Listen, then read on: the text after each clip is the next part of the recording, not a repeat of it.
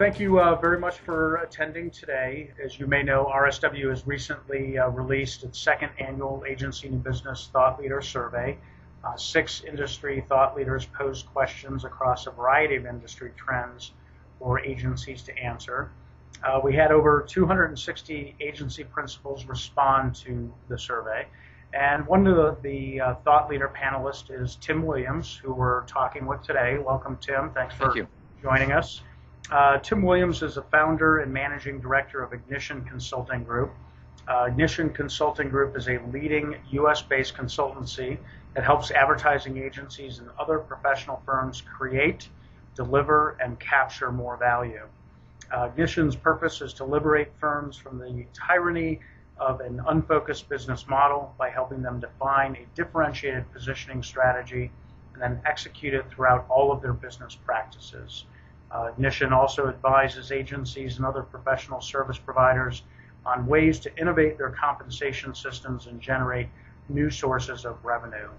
And more information about Ignition is available on their site at ignitiongroup.com. So once again, welcome, Tim. Hope all is well. I know you're a busy guy on the road a lot, so I appreciate you taking some time here this afternoon to speak with us. My pleasure. So why don't we go ahead and dive right into it? You supplied us with some great questions, and one of the first questions we asked agencies was if they had developed a creative brief for their own brand. 70% of agency respondents indicated that they had, and I'm just curious. I mean, you talk to a lot of agencies and work with a lot of agencies. How does that align with your experience? And do you think the reality? I mean, are they being realistic? And so many of them saying they have this thing pretty well. Well, I was surprised by the results of the survey on that question, and it struck me that maybe the question was misunderstood to mean, do you have a creative brief format that you use? That you as a brand have developed with your clients. I think that's possible. But if the question was understood, then my second reaction was that maybe it's being subject to what's called the confirmation bias, which the psychologists say is this interesting phenomenon that if you ask people in a company the question, is your firm highly differentiated, and let them agree or disagree, you'll get 80% saying, yeah, we're highly differentiated. And then you ask the customers of that same company, is this firm highly differentiated? And you get a very different answer. You get 8% saying, yes, they're differentiated. So it's this idea that if you're close to the closer you are to your own business, the more likely you are to feel like you're different. Sure. And so that's related to the next question too, isn't it? Well, yeah. The next question was whether or not agencies believe that they had a content strategy for their brand, and 72% of agencies indicated that they do. And I know I was kind of surprised by that. I mean, like you, we work with a lot of agencies, and there aren't many. I might be able to count them on 2 hands if I'm lucky. Folks that truly have content strategies. What's your perspective on that? And what do you most often see when you walk into an agency that maybe believes that they have it pretty well together? Yeah. Well, that's been what you just said. That's been my experience as well. I mean, when I get to know an agency, one of the things I do as part of our due diligence is I go online and check out their social media presence. I look at Twitter, I look at LinkedIn, I look at does this for a couple of reasons. One, it often will help me understand what their business strategy is, and it says something about the agency, I think, if they've got a good presence and if they've got a good content marketing program. But so again, I was surprised by that answer because it doesn't sync with my experience, and it doesn't seem to sync with all the research that I've done personally in working with agencies. So again, maybe the confirmation bias here. I think that again, agencies overestimate their abilities in this area, or at least overestimate the activity in this area, because they feel like, well, yeah, we've got a Twitter presence and we do post now and then, but that's very different from having an ongoing content strategy that is that is designed to not only elevate the presence of the agency, but more importantly, and this is kind of, I think, the more important point, that it's designed in the same way that they would recommend to a client. Because I find that most agency content marketing is way too self-promotional, way too brag and boast, way too much about us, our awards, our work, our people, and it's the opposite of what that same agency would preach to a client or advise a client, which they would say, look, your content strategy should be around utility. It should be around usefulness. Publish things that are of value to your prospects. And this is, again, one of those areas where we in the agency business aren't great at walking our talk. Yeah. How critical is it in the scheme of content strategy that an agency have sort of, I'll call it, channel strategy well organized? Is it just simply good enough to sort of define content and positioning and sticking to that, or do you think it's also critical that they sort of manage the channels in certain ways? What, any perspective around that? I think it's a great question, Mark, because it's easy, as we all know, to get spread too thin pretty fast in social media channels. And I much prefer the strategy of picking a couple channels in which you want to have a great presence and be awesome and do those well, rather than being spread out on so many channels that you can't possibly have a presence and keep up. You feel like you've ticked the boxes that, yeah, we're on Pinterest or we're on Instagram and we're in all these places, but are you really, do you have an outstanding presence in any one of them? And I'm fascinated by the agencies that have chosen, say, Pinterest as their primary platform, and they use it in ways to share useful information and educate their clients and prospects, and there are some outstanding examples of that. So yeah, I really am an advocate of pick a few and do them well. Right.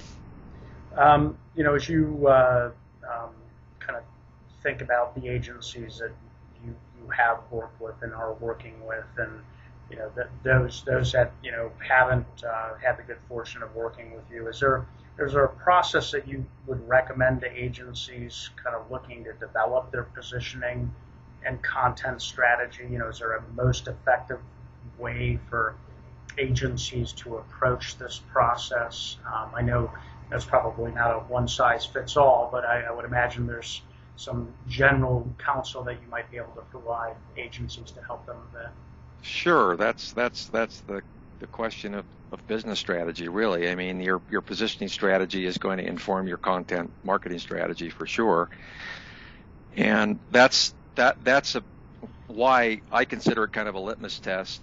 If I can go to an agency's, I'll use Twitter again as an example, if I can go to their Twitter feed and deduce their strategy, if I can deduce their positioning from what they say on Twitter and the articles they post, then I know that's a firm that's got a good business strategy. Okay. But it's pretty rare, right? But I'm not answering your question. Yes, I think there are 4 foundational questions that are required to define an agency's positioning and therefore content strategy.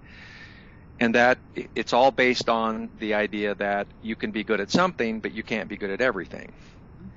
You can be great at some competencies, but not all competencies. You can know some markets, but you can't know all markets. So to go through and to define what I call the what, who, how, and why of your business strategy are the essential questions. What is the question of what is, in which areas are we best in class in terms of services and competencies? Not just competent, but best in class. question of who is what industries or categories or audiences or types of brands do we know really well, where we could walk in and be very, very credible. And I noted, by the way, in this survey and many others that you've done recently, that category experience, category knowledge still emerges as the number one client criterion. So that's question of who. Question of how is, in which way is our firm differentiated by how we think, by our methodologies and our approaches and philosophies. That's important, but it by itself usually isn't enough for a positioning strategy. And the fourth question is the hardest of all. It's the question of why are we in business in the first place? What's our purpose? Right. Beyond making money, beyond collecting a paycheck. So at the intersection of these four questions lies your positioning strategy and therefore your content strategy. What do you think prevents agencies from wanting to sort of define themselves? Is there a fear of losing out, or what do you see, or what do you think is going on? Yeah, lots of irrational fear around focusing, and again, a little ironic because it's not what agencies teach their clients. An agency will walk into a client organization and say, look, you're trying to sell your product to everybody. Everybody's not your market. Let's figure out who your best prospects are and let's focus. So it's just turning the mirror around and saying, well, would that not be true for us as well? That everybody's not a target and we ought to focus on those that we know best. It's kind of counterintuitive. It runs counter to human nature because we think as humans, much less as business people, that somehow to be broad it has more potential than being narrow, but the exact opposite is true. The most profitable companies by far are the ones that are focused, and increasingly the largest companies on the planet are actually the ones that are focused. It always surprises agency people who haven't looked at the Ad Age Top 100 list for a few years. If you haven't looked at that list for a few years, thinking, well, it's going to be the same old cast of characters, the Madison Avenue brands, they would be shocked to see who the largest players are in our business, because it's not the generalists.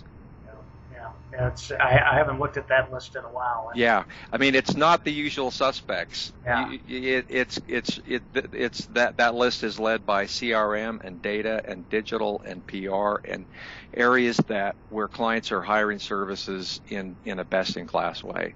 Yeah. We saw in this survey that 66% of agencies said they believe their positioning is unique relative to other agencies.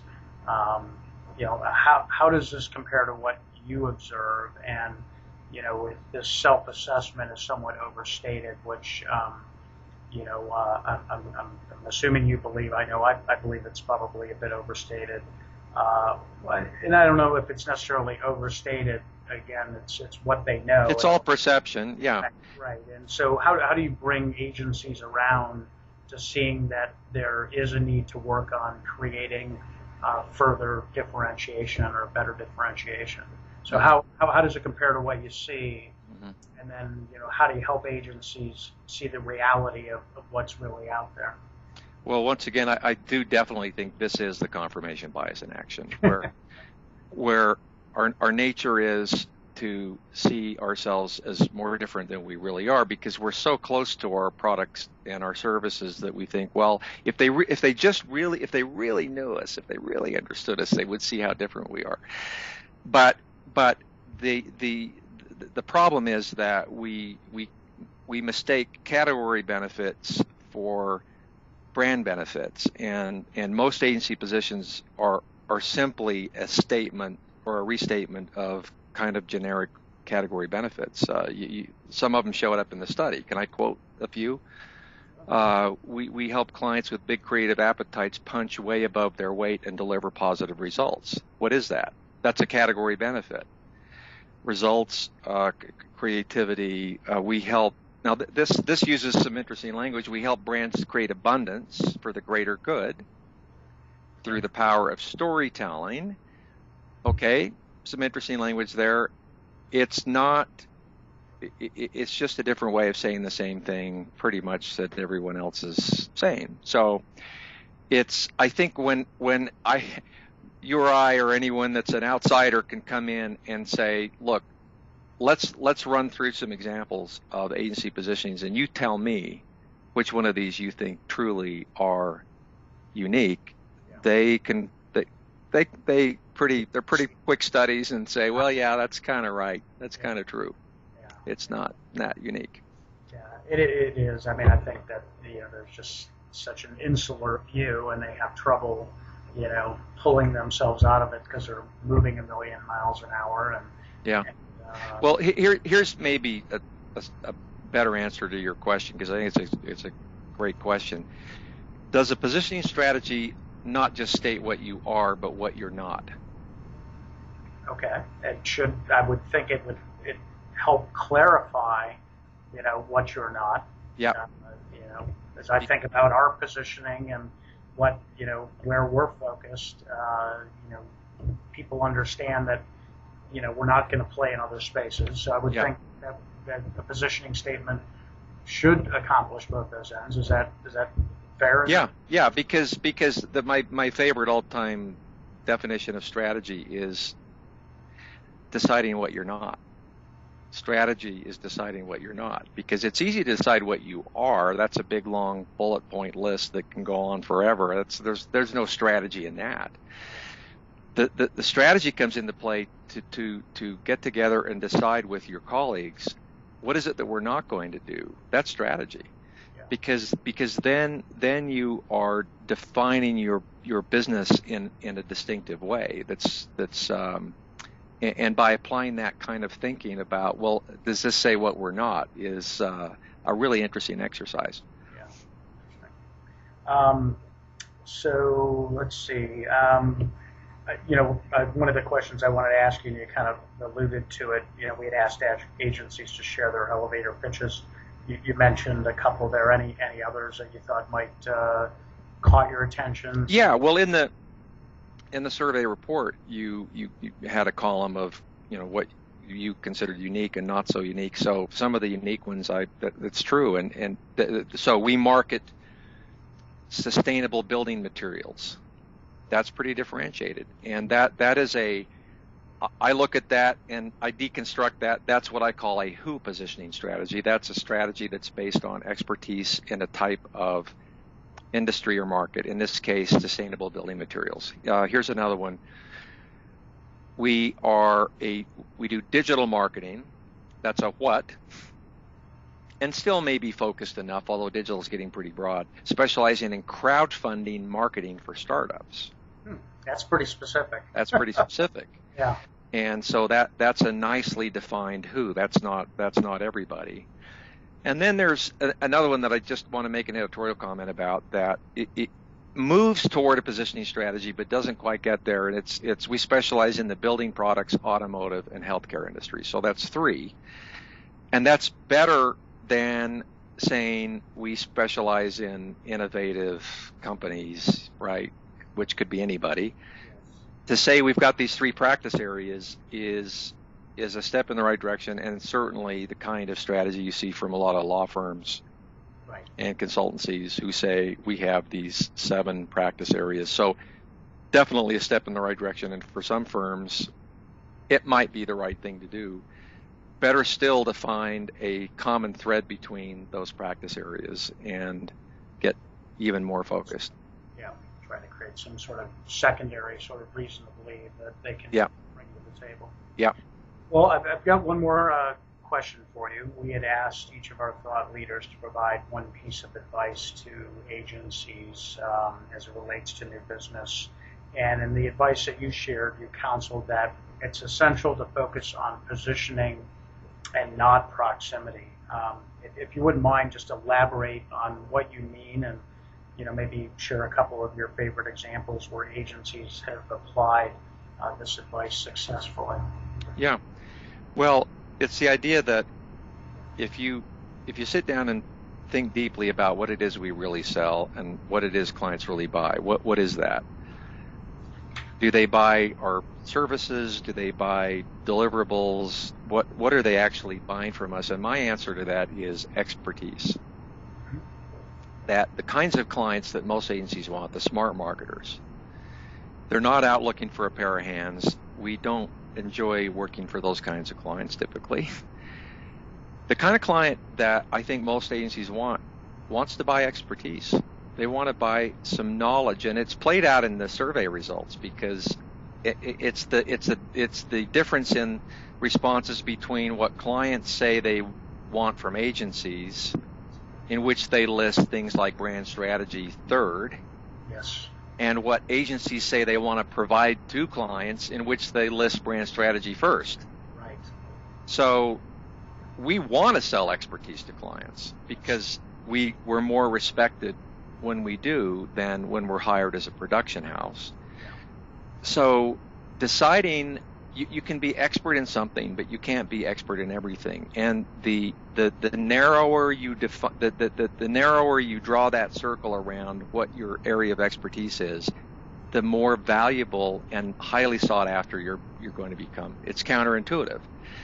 But think about who's doing all the leading edge work in any area: science, art, music, academia. Is it the generalist or the specialist? It's the specialist in every case, because they're focused on a body of knowledge that is scarce and hard to find. And so you'll get on a plane and go 2,000 miles for a neurosurgeon, Sure. but you would not do that for a general practitioner. You'd want to stay in your zip code. So that's what I mean by Proximity. Positioning or proximity. If you really truly do want to work for brands outside of your market and outside of your state and outside of your geography, if you want to work for the biggest and the best, there is a way to do that, even if you only have 20 people. Yeah. And I mean that sincerely, right? You can work for some of the biggest brands on the planet as a 20-person agency. And how do you do that?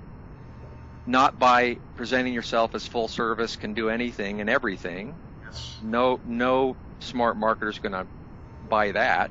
Right. What will they buy? We're best in class in social media. Right. We're best in class in search. We're best in class in paid social, or name your area that is highly sought after right now. No, you're absolutely right. I mean, we see it among the agencies that we represent, and trying to open up doors for them, within their market. Yeah, much easier for you, right, when they've got a clear focus than when everybody's a prospect.